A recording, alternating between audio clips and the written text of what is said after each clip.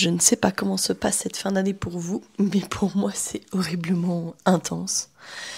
La reprise de l'école finalement des enfants m'aura amené à devoir rencontrer beaucoup de professeurs en cette fin d'année, à devoir gérer aussi, avec joie évidemment, le CEB de Joséphine, donc que ce soit le fait de faire beaucoup d'allers-retours pour pas qu'elle reste à l'école toute la journée le jour des épreuves, et puis fêter cette fin d'année comme il se doit dans l'école où elle est, et donc la remise des diplômes, etc. etc.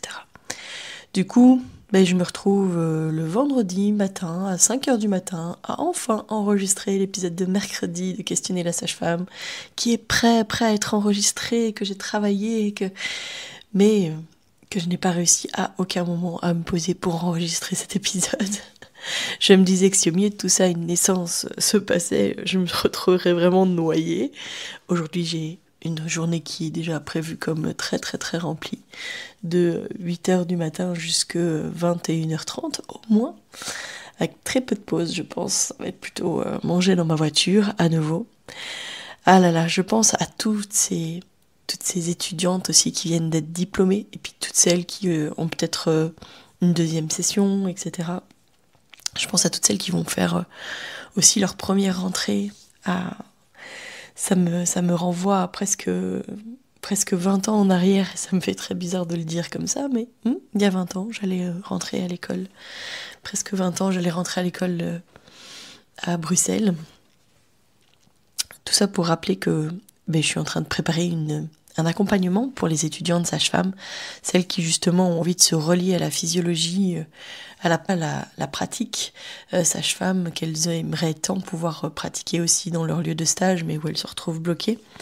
Et voilà, je suis en train de concevoir tout un accompagnement pour les étudiantes, avec une communauté où on pourra justement communiquer ensemble, des réunions en Zoom 2 fois par mois où elles pourront déposer leur vécu de stage, etc. Des enseignements qu'elles pourront avoir accès sur leur plateforme. J'ai hâte de mettre ça en place, donc suivez bien mes actualités, et si vous êtes étudiante ou si vous allez justement reprendre des études et que vous avez envie d'avoir cet accompagnement, suivez bien mes stories, etc. parce qu'il va y avoir moyen de commencer à s'inscrire pour la rentrée. Voilà, donc tout ça pour vous dire que ce sujet est très très très très important, comme je vous le dis toujours en fait, parce que évidemment que les sujets que je vous propose, c'est des sujets qui me touchent en plein cœur et qui me disent en fait il faut aussi démystifier ça, en fait il faut aussi parler de ça. Donc les sujets sont immenses et uniques. Mais je vous ai dit que je voulais vous faire une série d'épisodes de Questionner la sage-femme sur les petits gestes qui sont faits dans les salles de naissance, mais aussi, je pense, dans les consultations prénatales et en postpartum. Ces petites choses, c'est qu'on nous propose, qu'on nous dit comme étant minimes, normales, habituelles, etc. Mais qu'il est temps, parfois, de re-questionner. Donc, en fait, on m'avait posé une question sur une de ces petites choses, et je me suis dit tiens, en fait c'est l'occasion. Vous avez eu lundi un épisode général sur cette question, et donc là je vous propose un épisode sur l'électrode interne. Chaque mercredi, avec l'épisode Questionner la sage-femme, je répondrai à une question d'une auditrice ou d'un auditeur. N'hésitez pas à venir me poser vos questions en message privé ou par mail, que ce soit sur la grossesse, l'accouchement, le postpartum, la parentalité, sur les naissances en dehors des hôpitaux ou encore sur nos pratiques de sage-femme autonome. Ce jour-là, je suis chez ma patiente. Elle vient de rentrer de la maternité, elle est dans son canapé avec son bébé contre elle. Je la vois caresser sa petite tête, caresser ses cheveux. Moi, je la regarde parce qu'elle est fière d'avoir accouché sans péridurale, comme elle le souhaitait à la base. Moi, je la regarde parce qu'elle est fière. Elle est fière d'avoir son bébé dans les bras, de l'avoir accouché, d'avoir mené à bien son projet. Et elle me dit, en caressant la tête de son bébé, en me racontant sa naissance, etc., elle m'explique qu'on a mis une petite électrode sur la tête de son bébé, puis elle caresse sa tête. Et elle me dit d'ailleurs, je crois qu'il y a encore un peu de colle de l'électrode. Et là, je prends un temps intérieur, je respire profondément, puis je la regarde et puis je lui dis, je vais te dire quelque chose que tu vas pas aimer, parce que en fait on t'a pas tout dit, mais on ne colle pas cette électrode sur la tête des bébés, on la visse. En fait l'électrode est comme un mini tire-bouchon qu'on visse directement sur le scalp de ton bébé. Et elle m'a regardée puis elle dit mais pourquoi on me l'a pas dit en fait elle s'est sentie comme trahie. À la fois elle était surprise en fait de ce que je disais et puis en même temps elle disait mais pourquoi on me l'a pas dit, c'est tout à fait fou, c'est fou en fait qu'on me l'ait pas raconté, qu'on me l'ait pas dit que ça allait se passer comme ça. Alors cette série d'épisodes sur les gestes obstétricaux qu'on minimise, je pense que ça peut avoir un vrai impact sur la naissance, ces petits gestes de rien du tout. Alors aujourd'hui, je vais parler justement de ce qui paraît anodin, mais en fait qu'il faut remettre en question et qui mérite toute notre attention. Cette électrode interne, ce fameux petit tire-bouchon, ce petit fil qu'on visse sur la tête du bébé pour mieux surveiller son cœur, c'est un outil en fait qui peut être utile dans certains cas. Mais en fait, c'est loin d'être aussi inoffensif qu'on le pense, qu'on veut nous le laisser entendre. Et c'est pas à utiliser de manière systématique, encore une fois. Parce que peut-être que t'as accouché toi-même avec une électrode interne sans savoir ce que c'était. Et si c'est le cas et que ça te heurte dans ce que je vais te raconter aujourd'hui, j'en suis désolée. Peut-être même qu'on te l'a posé sans t'expliquer ce qui allait se passer. Ouais. T'es tellement pas seule, c'est tellement souvent, il y a beaucoup de femmes en fait qui découvrent après coup ce qu'on fait à leur bébé, à leur corps. Et ça mérite clairement qu'on en parle. Alors c'est quoi cette petite électrode interne? C'est un petit fil spiralé métallique qu'on vient visser sur le cuir chevelu du bébé pour capter son activité cardiaque. Alors ça va permettre vraiment d'analyser le rythme cardiaque. C'est pas juste analyser à quel rythme son cœur bat et puis est-ce que c'est variable ou pas. Là, ça va vraiment analyser l'onde électrique du cœur. On l'utilise associé à un appareil qu'on appelle le STAN et qui analyse en profondeur le rythme cardiaque du bébé. Ça peut détecter en fait si le bébé souffre ou non. Et donc quand on a un bébé un peu borderline là sur ses réactions, eh bien ça peut permettre de postposer, d'éviter un acte comme une ventouse, une épisiotomie ou une césarienne. Parce que on a déjà eu plein de fois, moi j'ai déjà eu plein de fois des bébés où sur le monitoring, ils ont vraiment pas l'air bons, on va en césarienne en urgence, on sort le bébé, il hurle dès le début, il est rose bonbon, il va super bien. Et là on se dit, voilà. Pour que ces systèmes fonctionnent réellement, il faut qu'il y ait quand même une certaine durée de temps où le monitoring interne va pouvoir capter le rythme normal du bébé. Donc c'est là aussi où il y a un peu un biais, c'est que souvent quand on le pose, c'est qu'on pense qu'il y a un problème, alors que dans les faits, pour qu'il fonctionne vraiment bien ce système, il faut mettre l'électrode pour pouvoir capter le rythme normal du bébé, puis ça va pouvoir analyser justement les changements qui vont s'opérer. Du coup, c'est une dérive qu'il y a eu pendant un certain temps où on a mis beaucoup d'électrodes internes. Heureusement, c'est en train de changer.